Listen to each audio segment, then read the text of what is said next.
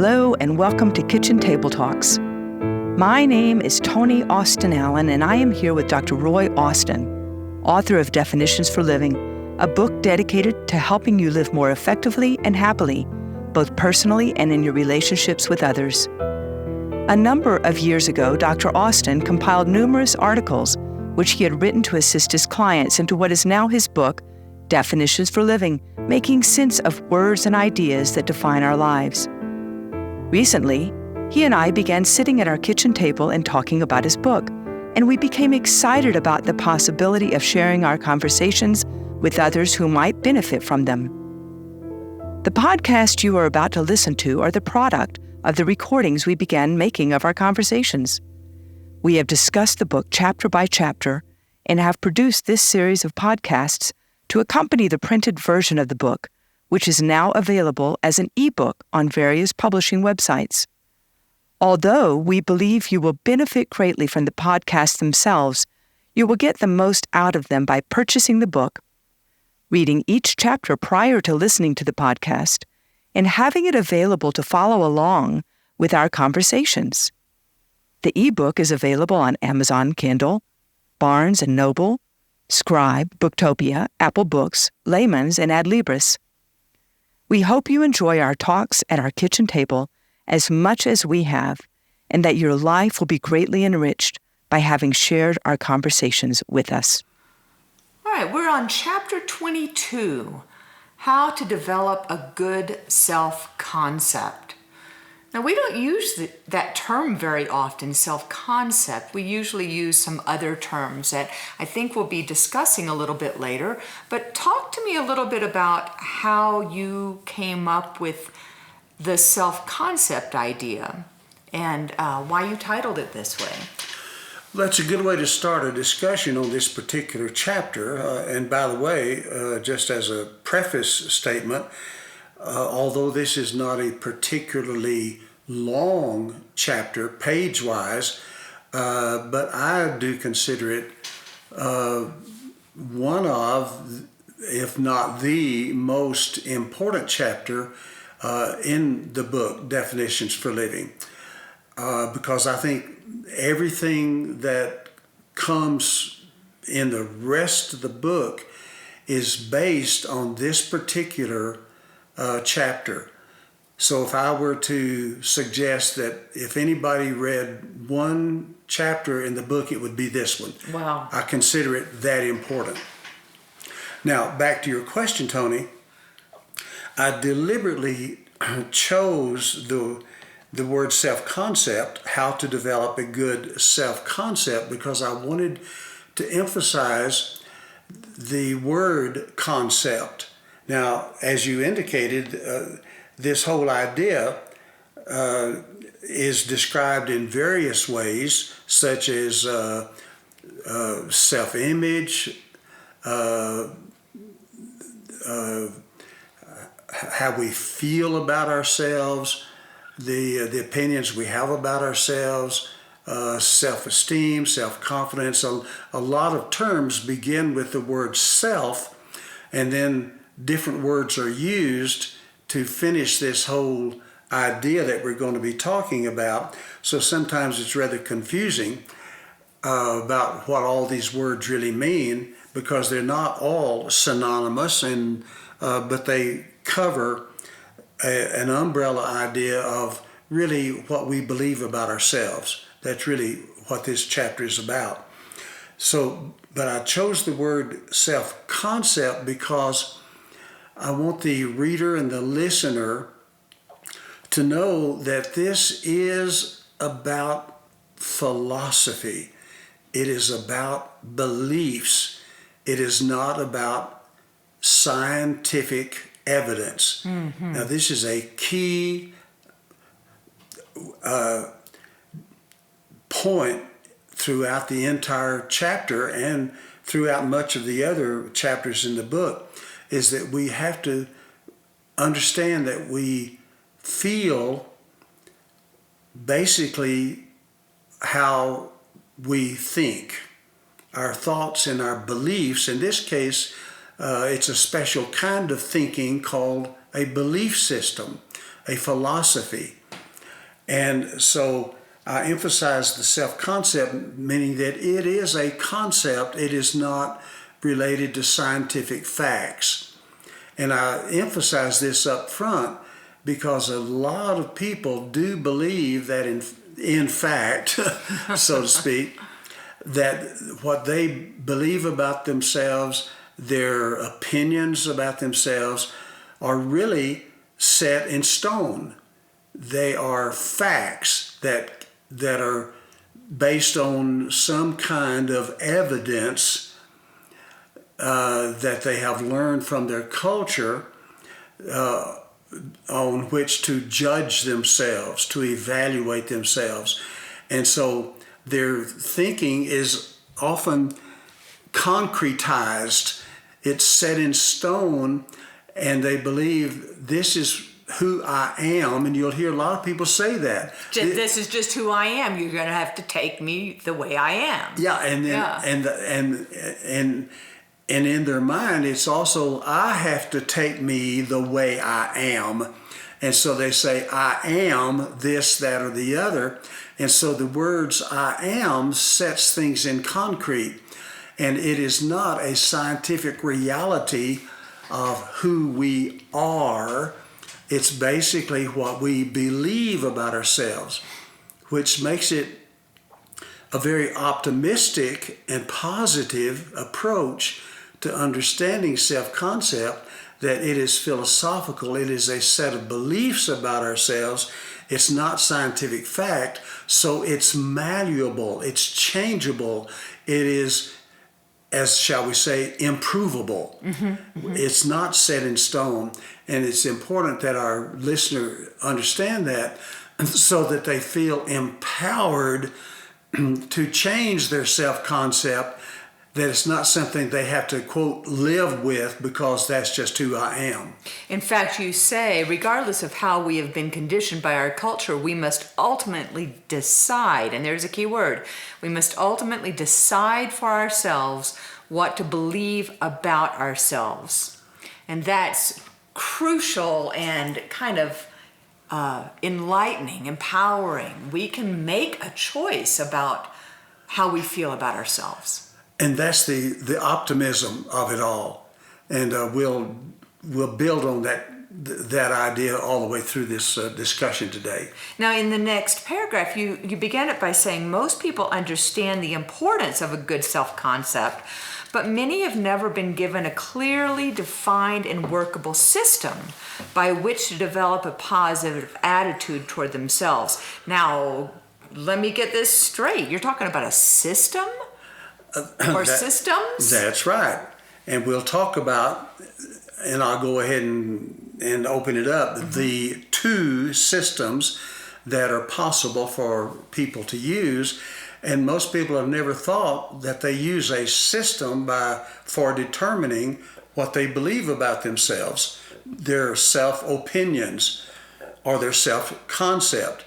And that's very, very important to understand that, because they just have beliefs about themselves, but they don't know how they got there, where they came from, or how they made that decision along the way, usually very early in life as children. They were probably told what their self-concept should be. Either they were told or they were treated in such a way that they assumed their lovableness, their worthwhileness, their value. See, these are all philosophical words that have no scientific basis, but how we're treated and what we are told or have implied to us is a combination of stimuli that are put into a child's brain in the early formative years, by which they determine, usually subconsciously at first, how they do feel about themselves. So, and you talk about that this is, as you said, it's a concept. It does not exist as a reality. You're saying it's all made up.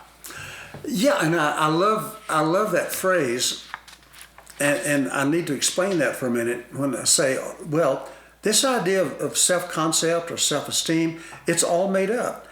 And at first blush, one might think that I'm using that term flippantly as, oh, well, it's just all made up. It's not really important, or it's just a product of the imagination. And so they think that I am demeaning the importance of a self-concept for saying it's all made up. But the truth is, that's the truth. There is no scientific proof that any of us are worth or not worth, whatever that word means, or that we're lovable or not lovable. That we matter, that we don't matter. Yes, see, all those words that we use, we're still searching for words to define a philosophical concept, and they just don't know that you can choose a system that helps you have a good concept if you know how it works and if you're willing to work it. And you say that it's in fact a choice. We have a choice in our self-concept. That's incredible. We don't think that way. That's the empowering part. See, we just think that we inherit what is already a truth about us, in quotation marks, and we just assume that what we believe is the truth without ever questioning it. And that's why so many people feel helpless and trapped in their feelings about themselves, because they think there's nothing I can do about it. Here again, that's just the way I am. And it's really the word choice that empowers us to believe about ourselves whatever we want to believe about ourselves. Talk to me just for a few moments before we get into this, these systems, about people who, and there's so many who have gone through a past, let's say in childhood, where they were told over and over and over by authority figures that they are not valuable, that they do not matter, that they are worthless. And you've talked to me in the past about the yeah buts, people coming in and saying, yeah, but that's not me. You know, you're okay. You know, you had a good background. You're okay. You had, in my case, you had a good piano teacher, or you had good, you know, you're white and privileged and all that. But yeah, but not me. Oh. That's different from me. I'm unique because I had a terrible situation. Talk to me about how somebody listening out in the audience might suspend their belief about these voices they're still hearing in their heads, so that they can know that we all have choice. Well, that's an excellent question to bring up, because it is a real conundrum for a lot of people for that very reason, in that they have been so programmed and conditioned early in life by how they were treated to have certain beliefs about themselves, usually what we're referring to as negative. If you have a real positive set of opinions about yourself, you really don't have any problems to worry about. Yeah. But a lot of people who have been abused, mistreated, ignored, neglected, considered as second-class citizens, so to speak, they do believe it's rather set in stone, and they don't believe that they can change what they believe. That is just, here again, fact. Well, in therapy, this is where I used the psychological school of therapeutic intervention called transactional analysis. popularized by the book I'm Okay, You're Okay, and Born to Win, and a number of excellent books that highlights the reality that we have various ways of thinking inside our brain. We do not think just one way. And even beginning way back with Sigmund Freud, who came up with the idea of the id and the ego and the superego, way back then, he began separating various what are called ego states, or senses of self, or separate ways of thinking. And here again, this is conceptual. We don't actually have those entities inside our brain. It's just different ways of thinking. And so it's been popularized in more modern times in transactional analysis theory, is that these terms have been termed parent, adult, and child ego states. Now, obviously, we know that there's no actual parent, adult, and child living inside our brain, but they are useful constructs for the sake of discussion and therapeutic healing and growth, to think about our ways of thinking in those particular terms. And so we have incorporated, for instance, in our child brain, so to speak, our child ego state, the way children think, what we call authority figures from our parent brain, which was absorbed from the way we were parented, not necessarily by just biological parents, although those are the primary ones, but also by school teachers, by religious leaders, by grandparents and other adults who treated us in certain ways and taught us certain ways. And so we have what we call introjected certain beliefs about ourselves from the way we were treated. So in therapy, in answer to your question, we teach the so-called adult part of the brain, the rational ego state that it can think logically and solve problems and look at reality, to help out and develop and learn how to challenge those parental messages that we all have absorbed from childhood, which affects the child part of the brain in thinking, well, since my childhood authority treated me thus and so, then this is the way I must be. If they treated me unlovingly, then I must be unlovable. If they treated me lovably, then I must be lovable. So the child brain uses adult figures, alive or dead, it doesn't matter, from their past to determine how they feel about themselves. And so in therapy, you teach the adult brain to challenge those parental voices, to shut them down and say, wait a minute, those are voices from my past, and you're helping the child brain sort of catch up and live in the present moment rather than assuming that what I learned as a child must be true.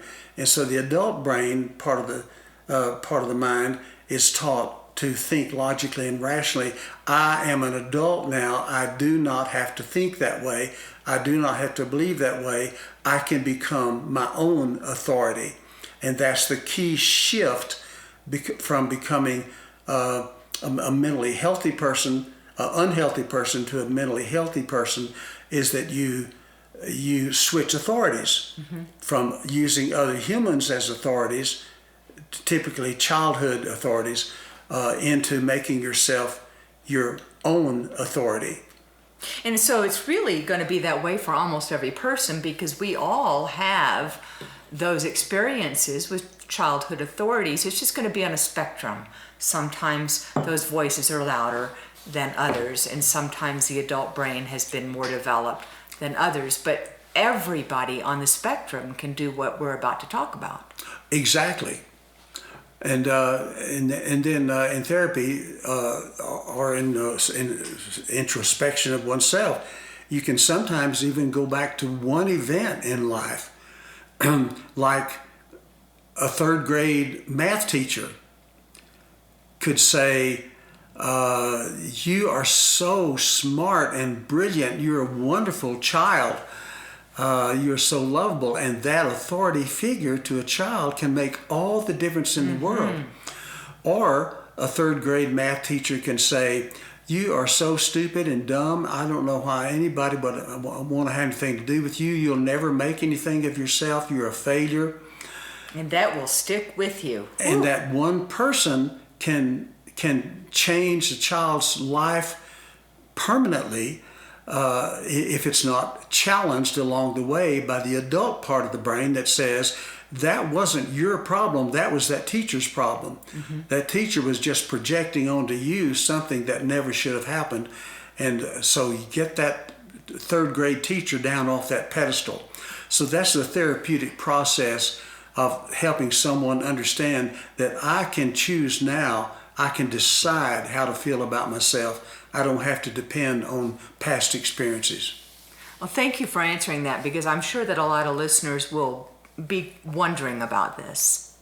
I'd like to go on and talk about, you say that all these self-words, self-worth, self-confidence, self-image, self-perception, ego strength, self-love, self-esteem, that we kind of think of these as all, as something about our own inner strength, and they seem to be kind of synonymous. But you have structured this so that self-concept is on the top. You call it an umbrella. Yes. And then you put self-esteem and self-confidence below that umbrella. In fact, you have a little picture diagram of this. And so you're saying that these are all, not all of them maybe, but there are variations in their definitions and what they really mean. So would you go over that a little bit about this umbrella and why you put self-esteem and self-confidence, or go into that for us? Yes, I've attempted to simplify the process by using these three terms. It makes it more usable as we proceed through the chapter. Self-concept, as you indicated, is the overall umbrella attitude one has towards oneself, made up of a lot of different life experiences, of learnings, of trial and error experiences, what they were taught, what they just picked up, what they've assumed about themselves. It's sort of an umbrella, but I've simplified it by breaking it down into what I consider the two most important aspects of a good overall view of yourself, and that is self-esteem and self-confidence. And it's a combination of both of those, and in most people's lives. And obviously there can be notable exceptions, but I think this works for most people in a very practical way. And then I break the self-esteem, the philosophical part of all of this, into two parts. And these are the two systems that you mentioned earlier. And that is, you can have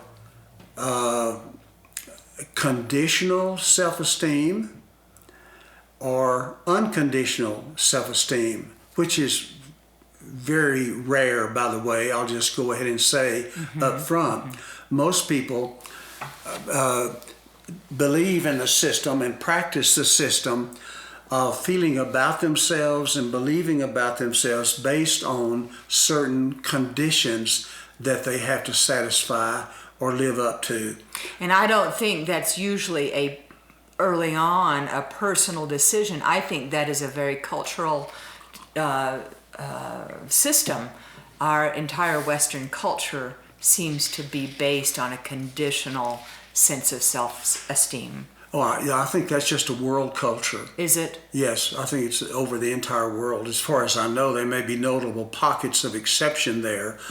But most people do practice the conditional self-esteem. And here again, the self-esteem word is how I feel about myself as a human being, as a person. Basically, as I referenced the book earlier, by Thomas Gordon, I'm okay, you're okay. Am I basically okay, or am I basically not okay? Am I lovable, or am I not lovable? Am I worthy, or am I unworthy? Whatever a person interprets those words to mean. But that's and the most common form of determining that is the conditional self-esteem system. And I want to say before we continue on the conditional self-esteem, just like so many of the previous chapters, you're not telling the listeners or the readers which one to choose. They're both valid. But I love what you said in an earlier conversation with me. You said choose one of them and use it correctly. And that's the key. Both of those are the keys. Choose one system and then learn how to use it correctly. Here again, most people choose the conditional because that's what we are conditioned Right. to use.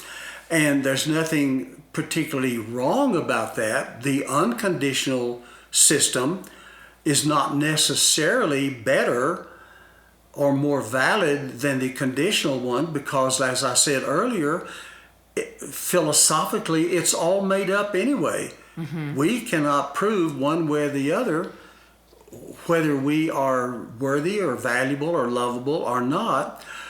But a lot of people believe that we do have to prove it. That we have to succeed in certain achievements in order to be okay. Or we have to possess certain characteristics. Mm-hmm. that are not related to our behavior, such as the color of our skin, or our gender, or our racial background.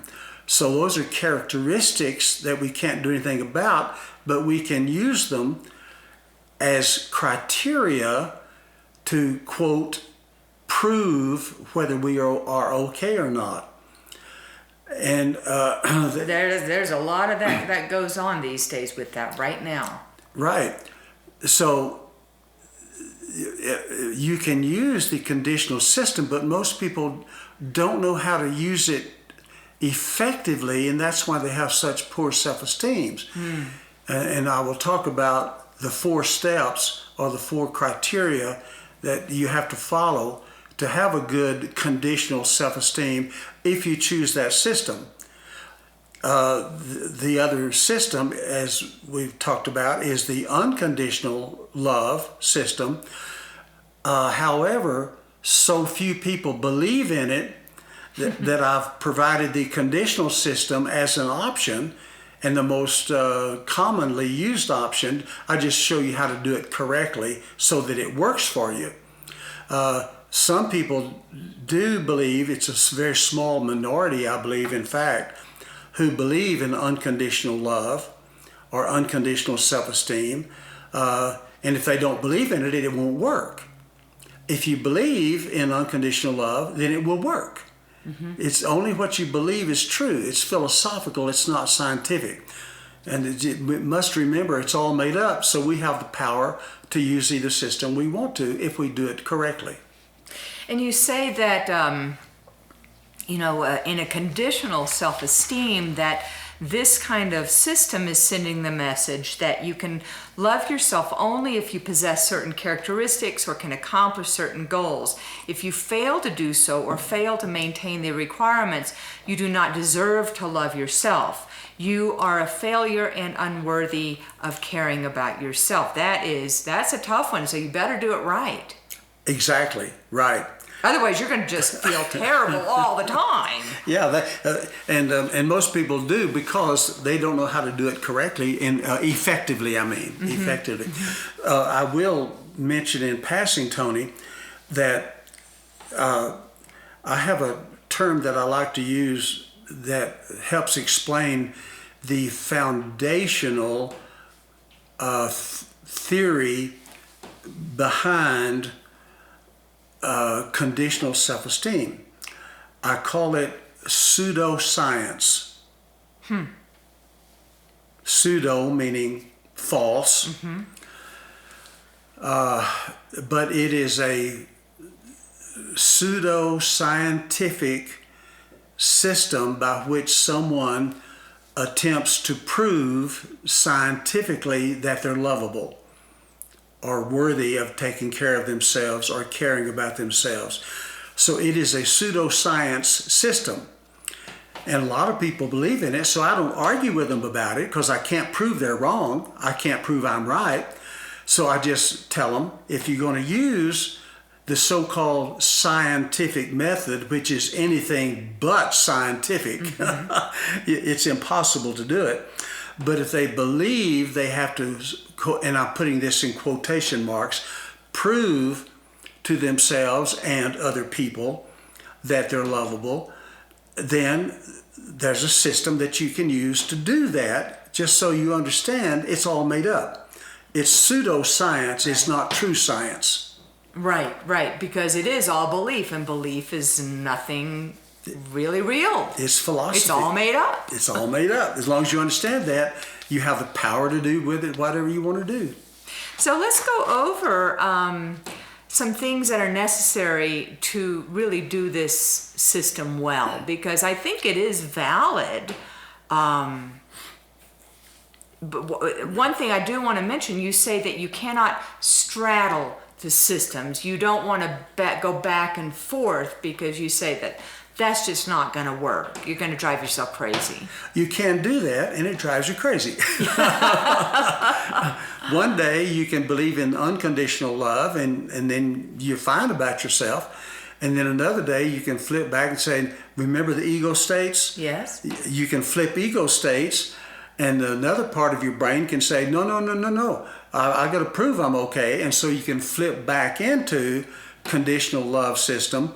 And then you're just on a roller coaster, back and forth, back and So forth. your emotions are going to be going wacky. Exactly. Yes. And, that might happen because, during a transitional time, because we talked about this earlier, when you're a younger adult, or the first half of your life, you often you often navigate through life through this conditional system. Because that's all you know. You're getting the right job, the right promotion, the right house, the right spouse, the right number of kids, the right car, all of this stuff. And it's all going well and good and it feels good. And then all of a sudden you go, whoa, this isn't working anymore. This doesn't feel like this is what life is about. So then you're having to transition to a new system. So I know this from personal experience. You kind of bounce back for a while. Yes. But eventually you're going to have to, to make it work, you're going to have to choose the system that really is going to be efficient and healthy. And consistent. Right. Because bouncing back and forth, you're just straddling two worlds. Exactly. Now, before we go into this this list of how to do it correctly, would you go back and looking at the conditional self-esteem? You mentioned a few of them just then. If you don't mind just reading for the listener's sake some of the representative conditions that our culture and the world cultures have created, invented, come up with about how a person is supposed to judge themselves. Yes. And I'm just going to read them all because I think almost everybody who's listening will relate to most of them. Approval from certain people or everyone in general. Achievement of specific goals or some sort of overall success. Physical appearance, gender or age. Intelligence, skills, education or knowledge. Financial status or career choice. Family background. Physical health or moral strength, racial or ethnic membership, social status, religious orientation. I don't know anybody out there who is not affected positively or negatively in our cultures of the world by this, by most of these. Yes, by most of them. I mean, entire caste systems are created. Exactly.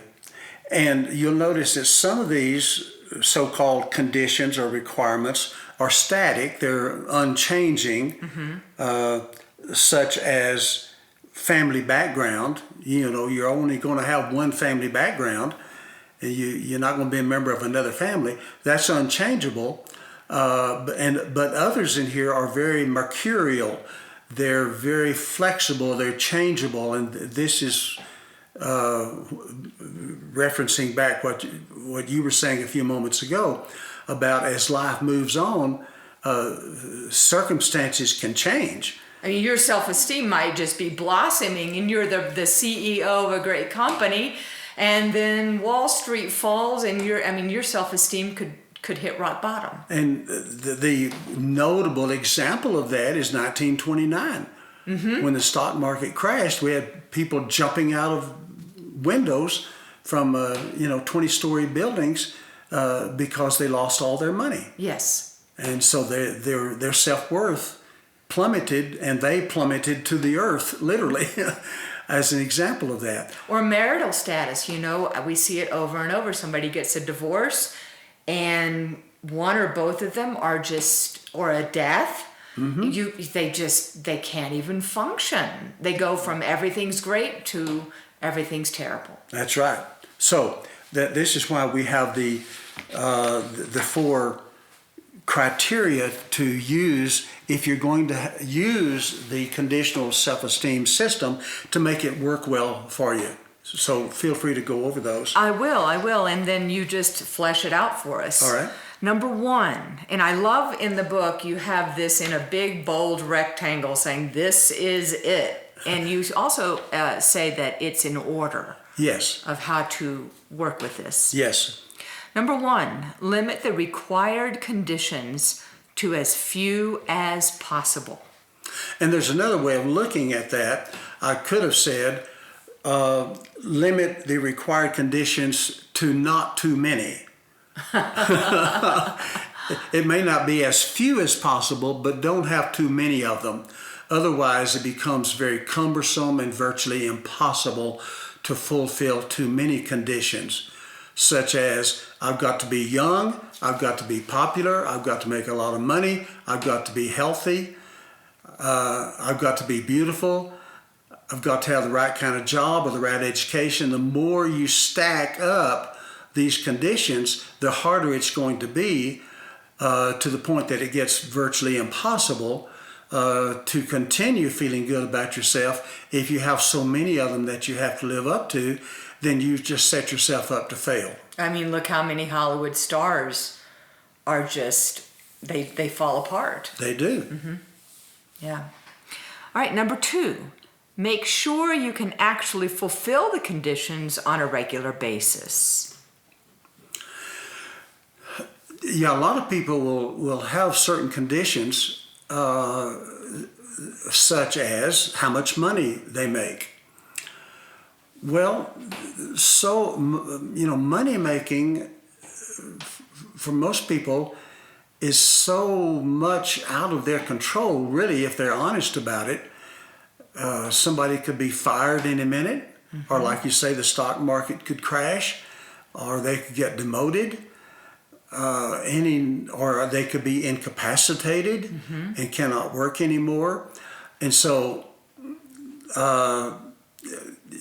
if you say the only way I can feel good about myself is to become a millionaire by the time I'm 40 years old, well, you could do that, but you may or may not be able to achieve that either through some failure on your own or through no fault of your own whatsoever. Or say if you place your self-esteem on the color of your skin, well, you can't do anything about that.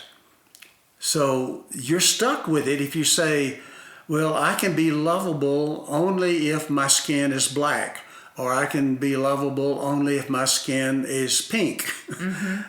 Well, you're not likely going to be able to change the color of your skin, so you cannot achieve. If you want to have a good self-esteem, you better choose another criterion, because you cannot achieve changing who you basically are racially.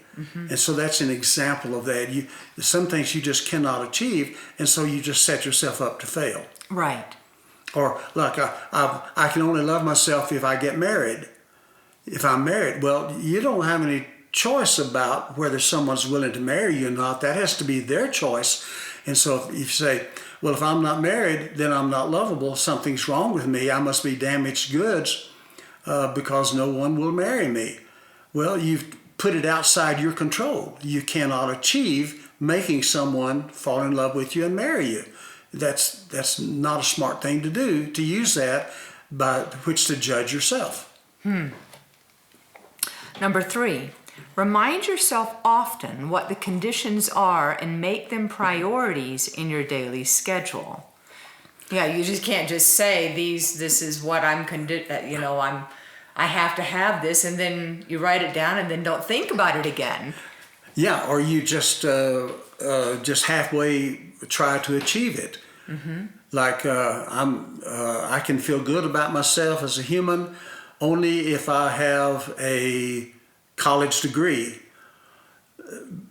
So you sign up for college and then you flunk out, the first semester, or you don't finish your degree. You just go 3 years and drop out and get a job or get married or something, because you've not made it a priority to get that degree, and so therefore you can't feel good about yourself because you've set a goal that you're not willing to commit yourself to accomplish. So if you don't remind yourself on a daily basis that this is a determinant of my self-esteem, and give it the time and the energy and the money that it takes to accomplish that, then here again you're setting yourself up to fail. You just have to every single day remind yourself, what am I doing here? What is my purpose here? Okay. I want to like myself. Right. And number 4, if circumstances make it impossible or too difficult to meet the conditions, be willing to substitute other conditions you can fulfill. And boy, I've seen this happen a lot in music in particular. Lots of musicians and athletes as well get injured, and their entire self-concept, their whole self-esteem is gone because it was all wrapped up in that being successful in that career, and there's just nothing you can do. So you've got to be malleable, or you are going to go down the tubes. That's exactly right. This is one of the most important of the 4, but here again, they're all important. But I wind this list of 4 up with this one because here again, circumstances are often very much beyond our control or beyond our priorities. And if we stick to these early criteria by which we're judging ourselves, and they're no longer achievable, or we're not willing to make the effort to achieve them, then we had better be willing to switch criteria and come up with other conditions that we can feel good about ourselves. Or here again, we're setting ourselves up to fail. You hear me keep repeating that phrase. These 4 allow us to succeed at having a good conditionally based self-esteem if we want to use that system. If you don't work within this box, you're setting yourself up to fail. Do you think that there are people out there who either consciously or unconsciously set themselves up to fail because of that belief that they are no good? Yes. Wow. Yes, they do. They have already made an early lifetime decision about themselves, of which they may or may not be consciously aware, like you mentioned. So they set themselves up unconsciously to fail at life because they all have already decided that they're not worthy of success or happiness or pleasure or good relationships. And so they keep sabotaging themselves because they have already made that decision at some point earlier in their life. And then they just reinforce it with this so-called pseudo-scientific proof. See, I knew all along I was no good. I can't succeed at anybody. Nobody wants to have anything to do with me. I can't hold down a job. When actually they're sabotaging themselves because they have already made that decision at a subconscious level. It goes back to choice, and they've made that choice not to succeed. And they may or may not be aware that they've made that choice. But this chapter is designed to help them understand they can change that choice. It's not set in concrete. Yes, absolutely. Do you think we can go on to the unconditional self-esteem? Yes. Okay, let's do. And you say this is an alternative method, and you also said earlier that this is not the path most chosen by people, because it's not what we know most. It's relatively rare compared to those parts of the population that use the conditional system. But it's still a philosophical concept. It's still not science. It's still our own made-up stuff.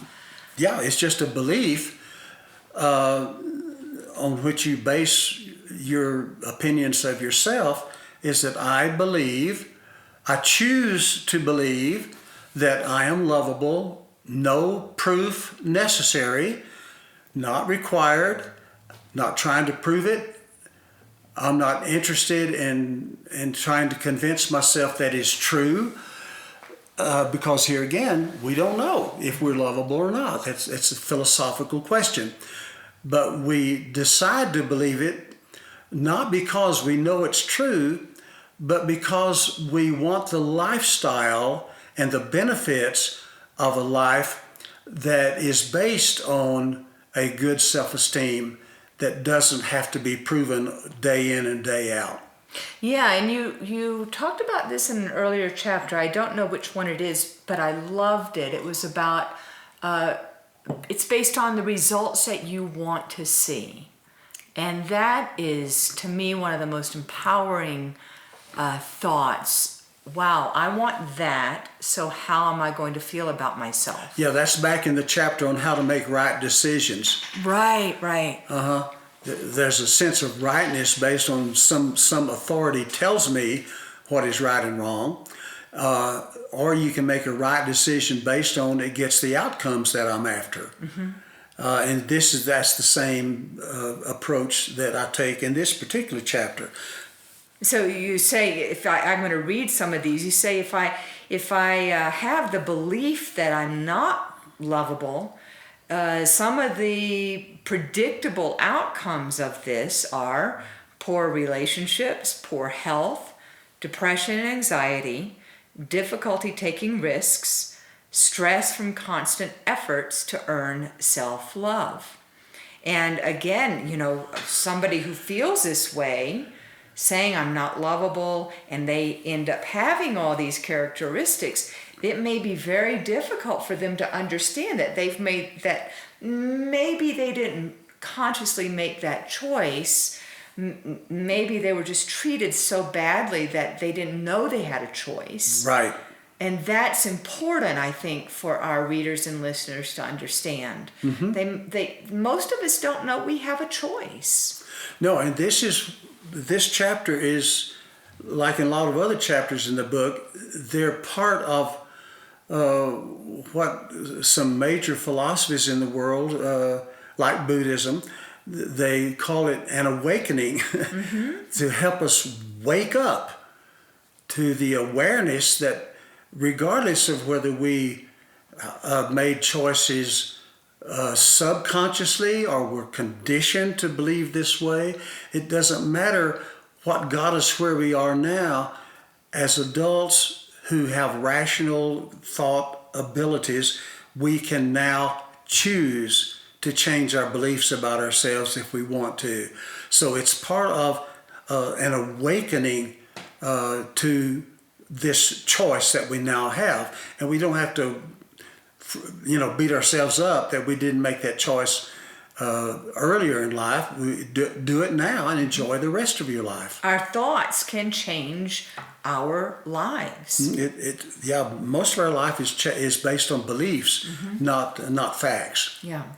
And so you say, on the other hand, though, if you believe that I am lovable, they can also produce predictable but very different results. And you say a good relationship, better physical health, a sense of inner peace and happiness, increased goal achievement, and an overall higher quality of life.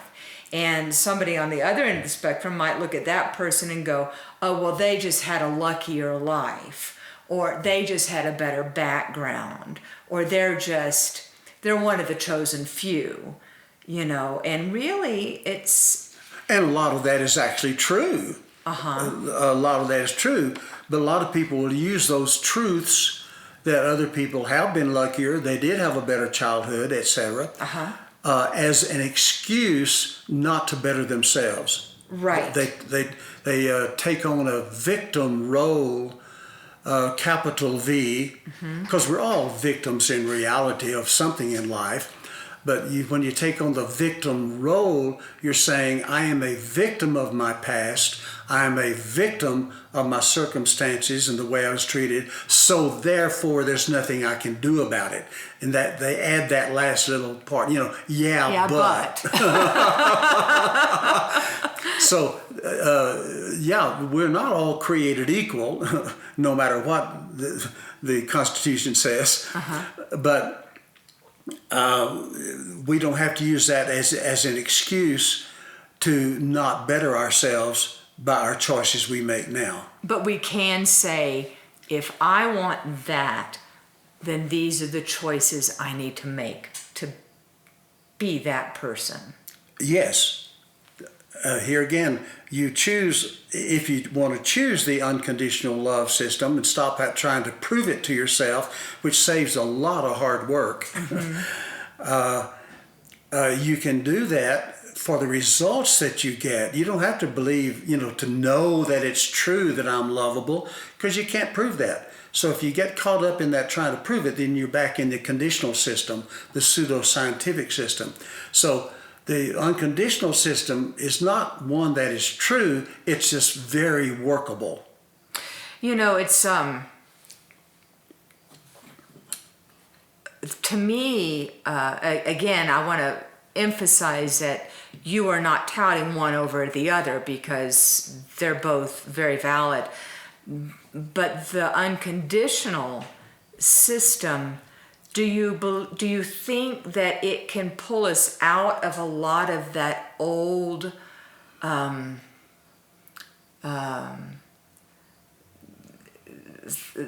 beliefs? Because if we are choosing a conditional system, and it might work, but the things we choose might still be chosen from voices from the past. Like being successful at your job. That might have been what your father said over and over, And if we go to the unconditional system, do you find that people are listening more to their inner needs, their inner voices? I don't know about their inner voices. I kind of get the idea of what you're referring to. They're changing their inner voices. See, they're choosing to believe something that they have not believed before. That number one, I choose to believe there is such a thing as unconditional love, i.e. unconditional esteem, value. We're talking about loving ourselves. Yeah, loving ourselves. And other people. Yeah.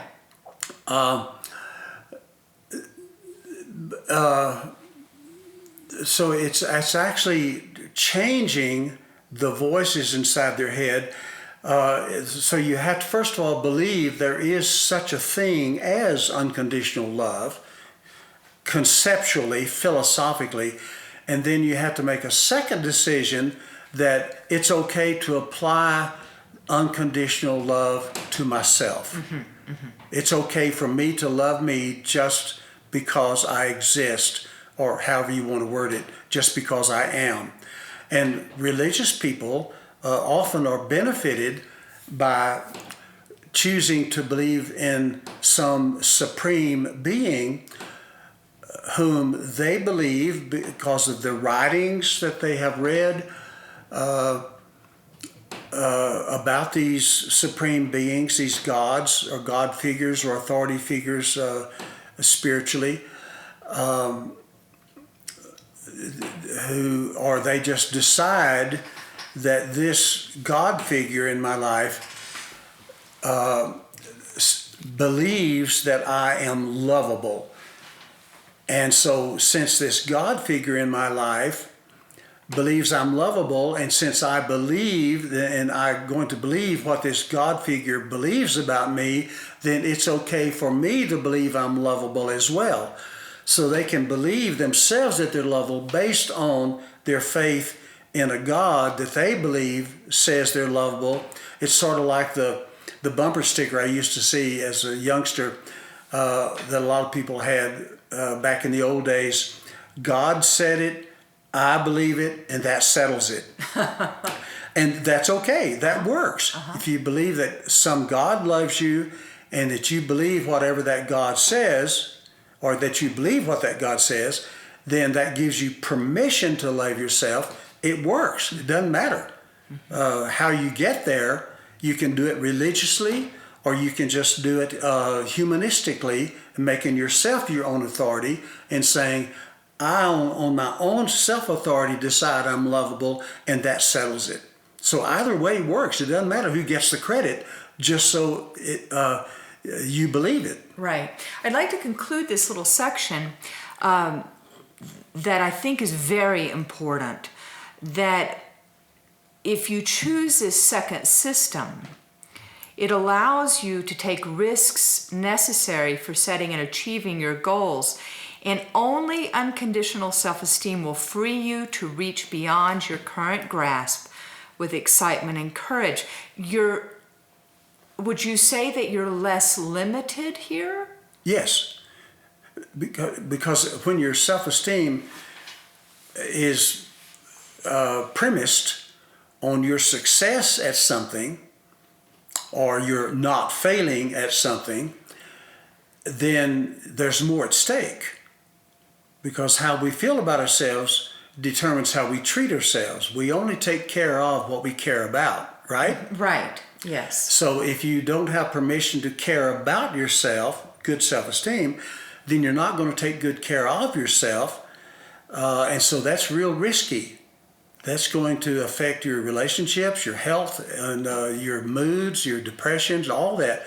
And so there's a lot at stake if you say, whether I can love myself depends on my success at achieving my goals, then you're going to be much more hesitant to try out new things and to take risks because of the risk of failure, and you don't want to fail.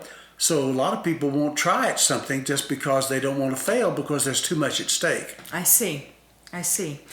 Now we're going to be going over to self-confidence, the other side of the under the umbrella, but I think I'll stop the recording and put that on a part B, if we could. So we'll be back in just a few. Thank you so much for listening to our podcast. Again, Dr. Austin's ebook is available on Amazon Kindle, Barnes & Noble, Scribe, Booktopia, Apple Books, Layman's, and Adlibris.